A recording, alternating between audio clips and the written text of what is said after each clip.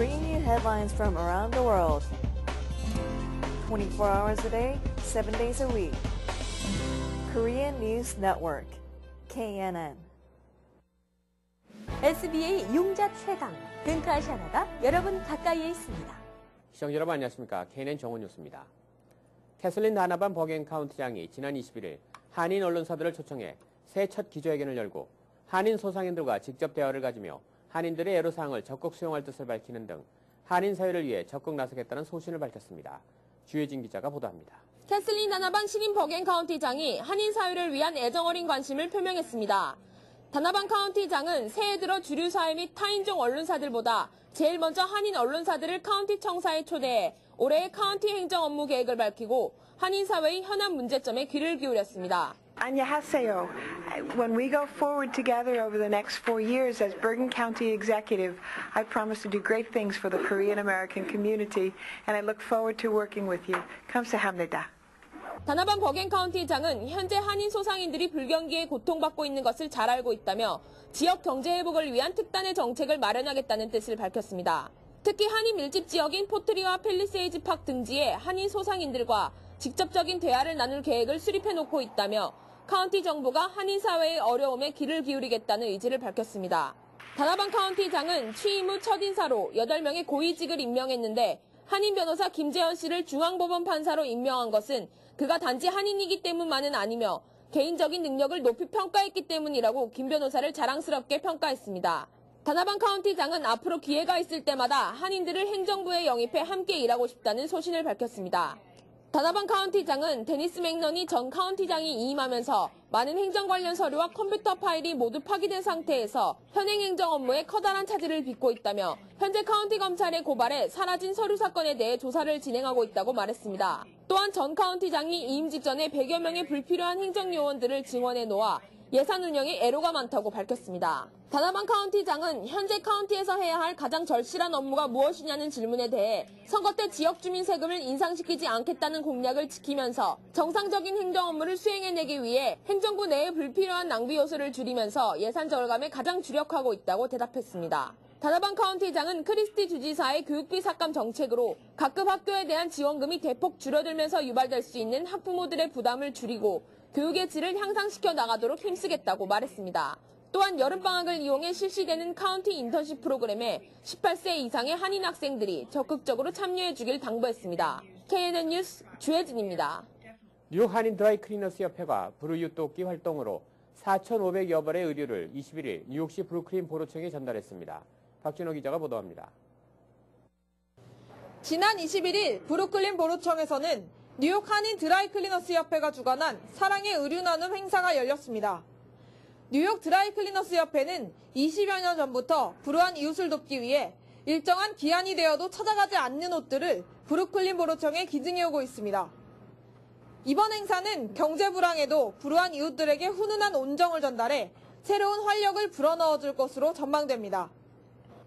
뉴욕시에서는 세탁소에 맡겨진 옷들을 6개월 동안 찾아가지 않을 경우 주인이 일방적으로 처리할 수 있습니다. 이렇게 찾아가지 않는 옷들이 하나둘 모인 총 4,500여 벌의 옷들이 불우이웃들에게 전달됐습니다. 이날 사랑의 의류 나눔 행사에서는 브루클린 보로장과 뉴욕시 홈리스 센터 커미셔너도 자리를 함께해 미주 사회에 따뜻한 사랑을 전하는 한인 드라이클리너스 협회의 격려와 감사의 마음을 전했습니다. 뉴욕 한인 드라이클리너스 협회의 강성규 회장은 앞으로 더욱 많은 회원들이 사랑의 의류 나누기 행사에 동참해줄 것을 호소했습니다. 그 어느 해보다 춥고 눈이 오는 날이 많은 이번 겨울에 뉴욕 드라이클리너스 협회의 사랑의 의류 나눔 행사는 한인 사회에 훈훈한 인정을 전달할 수 있는 의미 있는 자리가 되었습니다. KNN 뉴스 박진호입니다. 코리아 소사이어티가 22일 맨하튼에서 한국의 설 문화를 알리기 위해 가족과 함께하는 설 프로그램 행사를 열었습니다. 김상수 기자가 보도합니다. 코리아 소사이어티가 22일 맨하튼에서 한인 동포 2세와 타 민족들을 대상으로 한국 고유의 설날을 알리기 위해 한국 고유의 풍습인 세배와 윷놀이, 제기차기 연만들기 프로그램을 선보였습니다. 설날에 대해서 언제나 될 수 있으면 이 딸하고 같이 지내려고 그래요. 우리 한국 풍습도 가르쳐 줄 수 있고 또 여기 와서 또 이렇게 다른 분들하고 같이 이렇게 설날을 기념을 할 수 있으니까 저도 설날 좋아해요. 이날 행사에는 코리아 소사이어티가 음력설을 고유 명절로 세고 있는 4개 아시아 문화권 기관인 재팬 소사이어티와 아시아 소사이어티, 중국 연구소 루빈 미술 박물관이 공동으로 준비한 셀레브레이시아 뉴욕 행사의 일환으로 진행됐습니다. 타 아시아 기관과 연계해 같은 명절이지만 독특한 풍습으로 자리 잡은 우리의 설 풍습을 동포사회 및 타 민족사회에 널리 알리는 것을 목표로 했습니다. 요새 아이들이 너무 핵가족화돼가지고 엄마 아버지밖에 모르는데 그게 아니라 가족이라는 것은 더 큰 의미가 있다는 거. 살아계신 분이나 돌아가신 분이나 모든 그분들의 항상 우리들에게 복을 내리고 계시다는 거, 이런 거를 아이들한테 알리는 게 참 중요하다고 생각했어요. 그래서 코리아 소사이어티의 마크 민턴 회장은 미국에서는 보통 음력 새해를 중국의 명절로만 생각하는 경향이 있다고 지적하면서 이번 설 행사를 통해 유교 사상을 바탕으로 조상에 대한 공경과 효 사상을 바탕으로 한 한국의 설 문화가 미 주류 사회에 잘 전달될 수 있기를 바란다고 말했습니다. KNN 뉴스 김상수입니다. 버락 오바마 미국 대통령이 25일 저녁 9시 의회에서 올해의 국정연설을 합니다. 오바마 대통령은 임기 후반기에 국정 방향을 제시하는 이번 국정연설에서 일자리 창출과 수출 증진 등 경제 화두를 강조하면서 이를 위한 정치권의 초당적인 협력을 요청할 것으로 알려졌습니다. 특히 오바마 대통령은 일자리 창출을 위해 한국과 체결한 자유무역협정의 의회 비준 동의가 필요하다는 뜻을 밝히고 한미 FTA 이행 법안의 의회 제출 일정을 구체적으로 언급할 가능성이 제기돼 주목되고 있습니다. 또 오바마 대통령이 외교 안보 분야에서 북한의 도발 중지와 육자회담 재개 가능성 등과 관련해 어느 정도 수준의 언급을 할지도 관심을 모으고 있습니다. 이번 국정연설은 지난해 11.2 중간선거 결과에 따라 공화당이 하원의 다수당을 차지한 가운데 이루어지는 것이어서 오바마 대통령 입장에서는 전에 없이 공화당의 협력을 요청하는 메시지 전달에 시용할 것으로 보입니다. 미국 국무부는 24일 북한 핵 문제는 미국과 북한 양자 간의 이슈만이 아니라 동북아 및 국제적 우려 사안으로 육자회담 등을 통해 국제적으로 다뤄져야 할 이슈라고 말했습니다. 필립 크롤리 공보 담당 차관보는 이날 정례 브리핑을 통해 한반도 비핵화는 지역적 글로벌 우려 사안이라며 이슈들을 다루기 위해 육자회담 프로세스가 마련돼 있다고 말했습니다. 크롤리 차관보는 이 문제는 미국과 북한 양자보다 더 많은 당사자들이 있는 사안이라며 광범위한 국제적 우려를 일으키는 사안으로 단지 미국과 북한 양자 관계를 통해서만이 아니라 국제적으로 해법이 모색돼야 한다고 말했습니다.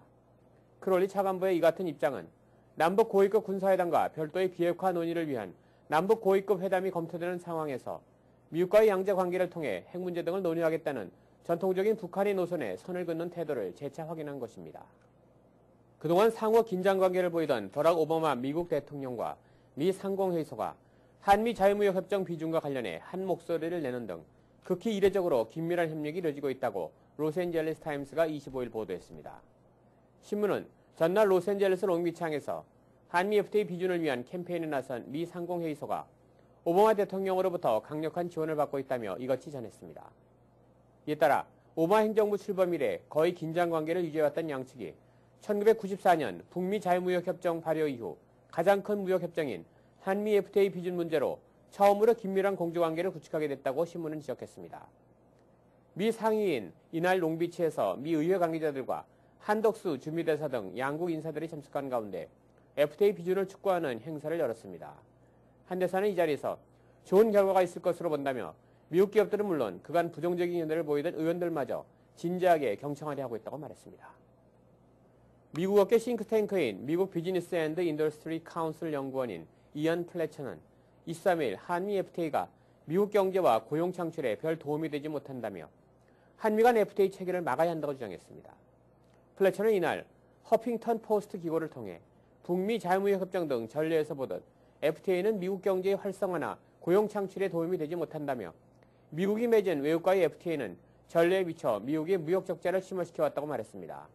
그는 FTA 체결에 따라 미국 자동차가 한국에서 더 팔린다고 해도 미국 기업들은 철강이나 타이어 등 자동차 부품 생산에서 제대로 이득을 보지 못할 것이며 미국 경제에 재앙이 될 것이라고 부정적인 전망을 내놓았습니다. 한편 버락 오바마 미국 대통령이 한국 등과의 자유무역협정 발효를 위해 전력을 다하는 것은 대통령의 재선 가도에 큰 기회가 될 것이라고 빌 클린턴 전 미국 대통령의 측근들이 지적했습니다. 클린턴 대통령 시절 백악관 비서실장을 지낸 토머스 맥라티와 클린턴 전 대통령 및 당시 조지 바이든 상원의원의 보좌역이었던 넬슨 커닝햄은 24일 월스트리트저널에 쓴 칼럼에서 미국은 한국과 콜롬비아, 파나마 등과의 FTA 협정 의회 통과를 위해 최선을 다해야 한다고 밝혔습니다. 이들은 빌 데일리, JP 모건 체이스 중서부 지역 담당 회장을 백악관 비서실장으로 영입한 대통령의 결정에 대해 대부분 완벽한 선택이었다고 평가하고 있다면서 데일리는 대통령이 새로운 입지를 구축하는 데 도움을 줄 만한 인물이라고 전했습니다. 러시아 모스크바 남동쪽 외곽의 도모데노보 국제공항에서 24일 오후 강력한 폭발이 발생해 최소 31명이 숨지고 140여 명이 부상했다고 리아 노보스티 통신이 보도했습니다. 통신은 보건사회개발부 관계자를 인용해 잠정 집계에 따르면 현재까지 31명이 사망하고 130여 명이 부상했으며 부상자 중 35명은 중태라고 전했습니다. 보건사회개발부 장관 보좌관 소피아 말라비나는 지금까지 31명이 사망한 것으로 파악됐다며 정확한 부상자 수는 심한 연기 때문에 파악이 어렵다고 밝혔습니다. 하지만 일부 목격자들은 블로그를 통해 사망자가 70명에 이른다고 전했습니다. 이에 앞서 인테르팍스 통신은 도모데노보 공항 국제선 터미널 입구 수화물 배부 지역에서 오후 4시 32분쯤 강력한 폭발이 났다고 전했습니다. 연방세관국은 그러나 폭발이 국제선 입국 터미널 대합실 인근의 카페 부근에서 일어났다고 밝혔습니다. 수사 결과 자폭 테러범은 체첸과 인접한 러시아 남부 다케스탄 자치공화국 출신의 18살과 28살 여성으로 확인됐습니다. 미국의 모기지업체인 페니메이와 프레디맥이 사실상 국유화된 이후 임원과 회사를 상대로 제기된 사기 혐의 소송의 막대한 법률 자문 비용을 국민 혈세로 지출한 것으로 나타났습니다. 뉴욕타임스는 미국 정부의 구제금융으로 두 업체가 국유화된 이후 납세자들이 이 회사와 임원들의 소송 비용 2억 6천만 달러를 부담한 것으로 추산됐다고 24일 보도했습니다. 이런 금액은 그동안 알려지지 않았으나 지난주 미 의회의 요구에 따라 회사 측과 감독 당국이 추산해 공개했습니다. 이 금액의 대부분인 1억 3,200만 달러는 페니메이와 그 직원들이 서프라임 모기지 사태가 터지기 훨씬 전부터 자행해온 회계 부정에 대한 소송 비용으로 지출됐습니다. 미군이 이라크, 아프가니스탄, 파키스탄 등지의 전선에 사용하면서 그 위력이 입증된 무인 정찰기가 미국 국내에서 점차적으로 확대 사용되고 있으며 이에 따라 프라이버시 침해 논란이 일 것으로 예상된다고 워싱턴 포스트가 24일 보도했습니다. 새 크기의 와스프라 불리는 무인 정찰기는 수백 피트 상공에서 실시간으로 목표 지점에 생생한 영상을 보내줄 수 있기 때문에 미국에서는 안전을 보장할 수 없는 작전에 동원되는 경우가 늘어나고 있습니다. 구체적으로 멕시코의 국경 지역을 정찰하고 험악한 지형에서 실종 임무를 수색하는 데 동원되고 있습니다. 그러나 프라이버시 침해 우려와 관련해서 또 한 번 논란이 불가피할 것으로 우려되고 있습니다. 지난 1986년과 2001년 논쟁이 있었으나 아직 완전히 해결된 상태는 아닙니다. 노스다코타 대학의 조지 바책 교수는 국내에서 무인 정찰기 사용 문제는 헌법에 보장된 권리의 침해 문제가 아니라 사회적 규범에 관한 문제라고 지적하고 대부분 사람은 계속해서 감시하는 것을 달갑게 여기지 않는 만큼 무인 정찰기 사용과 관련해 많은 문제 제기가 있을 것이라고 예상했습니다. 뉴욕 시립대학이 캠퍼스 내에서 흡연 전면 금지를 추진하고 있습니다. 뉴욕 시립대학 운영위원회는 내년 6월부터 23개 대학 캠퍼스에서 흡연을 전면 금지하는 법안을 24일 위원회 투표에 붙일 것이라고 23일 밝혔습니다. 이 법안은 학교 건물 내에서만 흡연을 금지했던 규정을 건물 밖, 캠퍼스 전체로 확대한 것입니다. 대학 측은 법안이 전면 시행되는 내년까지 캠퍼스에 흡연 공간을 따로 마련해 간접 흡연으로 인한 피해를 최소화하는 한편 흡연 학생들의 담배의 유해성을 교육하는 등 단계적으로 금연 캠퍼스를 위한 준비를 펼쳐나갈 계획입니다. 계속해서 지역 뉴스 브리핑이 이어집니다. 먼저 중앙일보입니다. 플랫, 파슨스, FIT 등 이른바 뉴욕의 3대 예술대학 유학생 가운데 한인이 가장 많은 것으로 나타났습니다. 학교 입학 담당 부서에 문의한 결과 이번 학기 FIT 학부 대학원의 전체 유학생 가운데 41%인 352명이 한국인이었습니다. 플랫의 경우는 유학생의 36%가 한국 출신입니다. 파슨스의 경우 유학생 가운데 한국 학생이 25.1%를 기록해 가장 많은 유학생 비율을 차지한 것으로 나타났습니다. 다음 소식입니다. 퀸스 베이사이드에서 중절도 혐의로 수배 중이던 용의자 최모 씨가 지난 23일 플러싱에서 체포됐습니다. 백구경찰서 형사과 알론소 카보피안코 경세에 따르면 최 씨는 이날 오후 5시 10분경 플러싱 149 스트리트 체리 애브뉴에서 작물을 판매하려다 순찰 중이던 경찰에 붙잡혔다고 합니다. 다음 소식입니다. 업스테이트 뉴욕 웨스트 나약에 있는 대형몰 팰리세이드 파크 플라자 주차장에서 최모 씨가 숨진 채 발견돼 경찰이 수사에 나갔습니다. 부검 결과 사망 원인은 저체온증으로 사망 시기는 지난 19에서 21일 사이로 추정되고 있습니다. 타살 혐의는 발견되지 않았습니다. 다음 소식입니다. 한인 학생들이 많이 다니는 뉴저지주 노던밸리 리저널 학군 데마레스트 고등학교에 24일 마약이 담긴 소포가 배달돼 경찰 당국이 수사에 나섰습니다. 이 학교는 지난해 11월 아시안 학생들이 교내 총기 반입을 모의한다는 내용이 제보돼 경찰이 수사에 나섰던 곳입니다. 폭탄 소포를 의심한 경찰은 학생과 교직원들을 강당과 체육관 등으로 대피시킨 후 엑스레이 검사를 실시해 폭탄물 대신 마약을 발견했습니다. 그러나 마약 종류와 양 등은 밝혀지지 않았습니다. 다음은 한국일보로 가보겠습니다.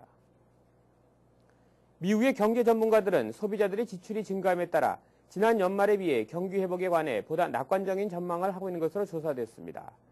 경제 전문가들은 10명 중 9명꼴로 올해 경제가 분기별로 연평균 3.2에서 3.4% 성장할 것으로 예측해 지난 10월 조사 당시 2.5에서 3.3% 성장할 것이라는 예측을 수정했습니다. 다음 소식입니다.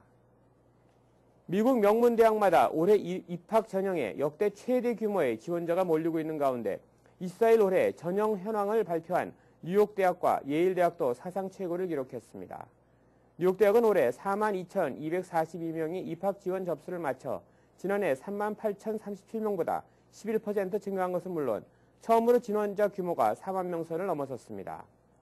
예일대학도 올해 27,230명이 지원 접수를 마쳐 전년도 25,869명보다 5% 증가를 보인 것으로 집계됐습니다. 올해 특히 소수계 지원자가 눈에 띄게 늘어난 것이라 지원자 증가의 한 요인으로 분석되고 있습니다. 다음 소식입니다. 미국 우정국이 날로 늘어나는 적자를 감당하지 못해 우체국 수천 개를 폐쇄하는 방안을 검토 중입니다.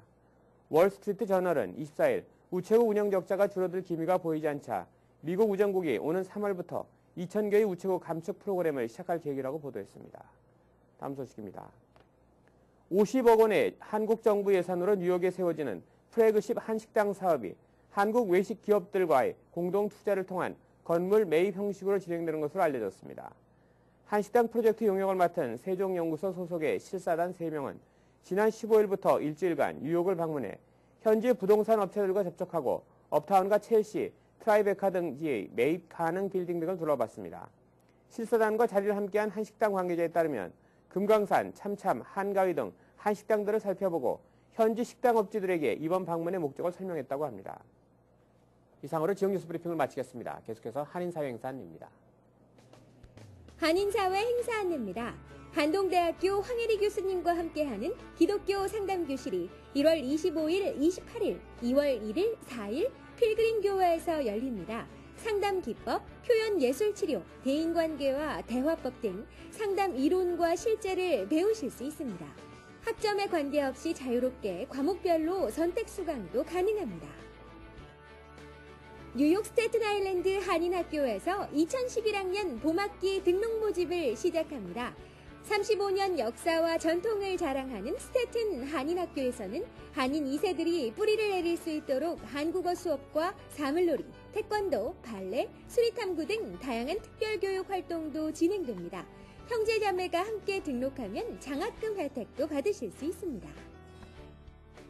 한창현 공인회계법인에서 1월 26일 오후 포트리 더블트리 호텔에서 28일 플러싱 대동연회장에서 2011년 텍스 세미나를 개최합니다.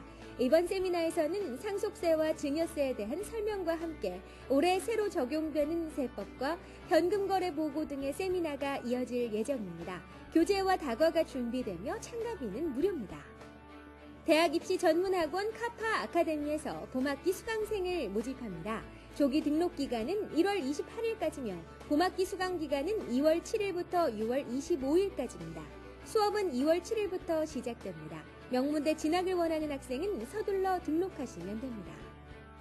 KCS 공공보건센터가 1월 25일, 2월 16일, 24일, 25일 맨하튼에 있는 찰스왕 병원과 2월 19일 퀸즈 지역에 있는 찰스왕 병원에서 유방암과 자궁암, 무료 또는 적은 액수의 검진료로 뉴욕 거주 여성들에게 지원을 해드립니다. 1주나 2주 전에 미리 예약을 하셔야 원하시는 날짜에 검진을 받으실 수 있습니다. 100년 전통을 자랑하는 동국대학교 동문회가 미 동부 지역 동문들의 만남의 장을 마련했습니다. 2월 4일 오후 7시 뉴욕 플러싱에 위치한 금강산 연회장에서 동문회를 마련합니다. 새로운 동문들의 많은 연락 바랍니다. 오늘의 추천 명소입니다. 뉴요커들이 자랑하는 도심의 휴식처, 월스트리트의 상징인 거대한 브론즈 황소상에 있는 곳, 영화 위대한 유산에 등장하는 이스트빌리지에 위치한 톰킨스 스퀘어 파크입니다. 허드슨 강을 따라 길게 이어진 파크는 평화롭게 휴식을 즐길 수 있는 공원 중 하나입니다. 한인사회 행사 안내는 여러분과 함께하는 코너입니다. 내가 속한 작은 모임부터 비영리단체, 봉사단체, 문화, 교육, 예술단체 등 다양한 모임의 소식을 기다리고 있습니다. 사진과 함께 방송하고자 하는 내용을 이메일 또는 팩스로 보내주시면 선별의 한인사회 행사 안내 코너를 통해 방송해드립니다. 자세한 사항은 MKTV KNN 방송 보도국으로 연락 바랍니다.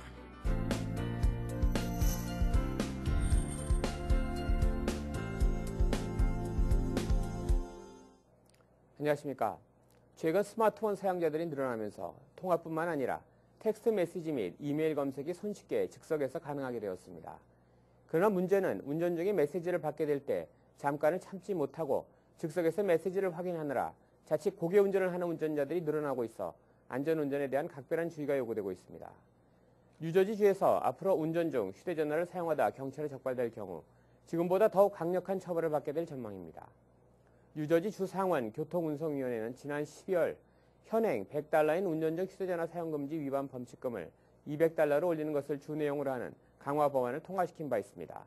이번 법안을 제출한 디 코디 주상원위원은 운전을 하면서 휴대전화를 사용해 통화를 하거나 텍스트 메시지를 보내고 받는 것은 음주운전보다 위험한 것으로 보다 강력한 규제를 가해 더 많은 사람들의 생명을 보호하기 위해 이번 법안을 마련했다고 밝혔습니다. 이날 통과된 법안 내용에 따르면 운전 중 휴대전화를 사용하다 처음으로 적발된 운전자에게는 $200가 부과되지만 첫 적발 뒤 10년 내에 두 번째 적발됐을 때는 $400, 세 번째 적발됐을 때는 $600를 부과받게 된다고 합니다. 또한 운전 중 휴대전화 사용금지 규정을 4회 이상 어겼을 때는 90일간의 운전면허 정지 명령까지 받게 됩니다.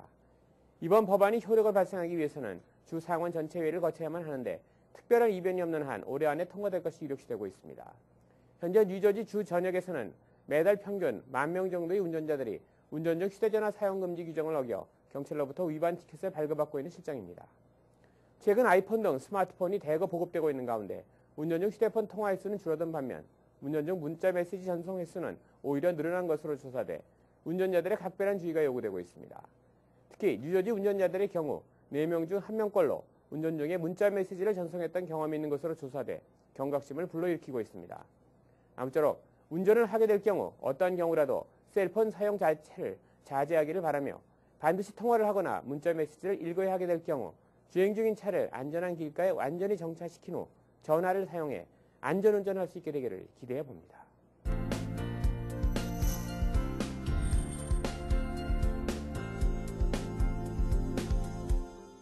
계속해서 법률 정보가 이어지겠습니다.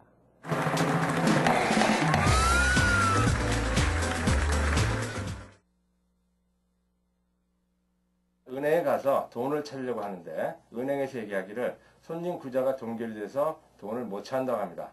예를 들어서 수년 전에 크레딧 카드를 썼고 빚을 졌는데 돈을 갚지 않자 크레딧 카드 회사에서 소송을 했고 판결을 받았습니다. 그리고 그 판결에 근거해서 손님 구자를 동결해서 크레딧 카드 회사에서 돈을 찾아갈 수 있는 그런 권한을 받은 것입니다. 자, 이 동결된 구자가 가계 구자일 경우 당장 비즈니스 운영에 영향을 줌으로써 굉장히 당황스럽습니다. 그래서 동결된 구자를 푸시기 위해서는 우선 빚진 돈을 갚을 계획을 마련하시고 크레딧 카드 소송을 대변했던 변호사한테 컨택하셔가지고 협상에 임해 볼 수 있습니다. 자, 이 변호사에 대한 인포메이션은 은행에서 이미 갖고 있을 수도 있고 그렇지 않을 경우는 소송이 진행됐던 법원에 연락하시면 그 변호사 인포메이션을 받을 수가 있습니다. 이상으로 KNN 정오 뉴스를 모두 마치겠습니다. 시청해주신 여러분 고맙습니다. Bringing you headlines from around the world. 24 hours a day, 7 days a week. Korean News Network, KNN.